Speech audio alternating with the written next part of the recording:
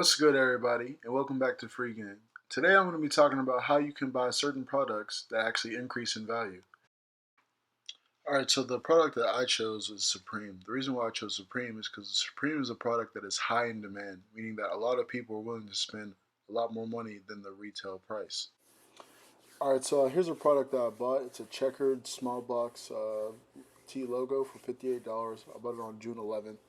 So the total cost for this product was actually ended up being like $72 after like shipping and handling and taxes.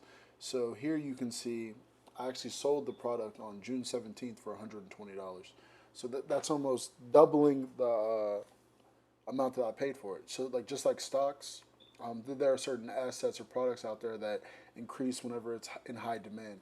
So Supreme's a product to where if you're lucky enough to receive a product, you'll see that over time, when the demand's high, the price goes up. But whenever demand goes down, the price goes down.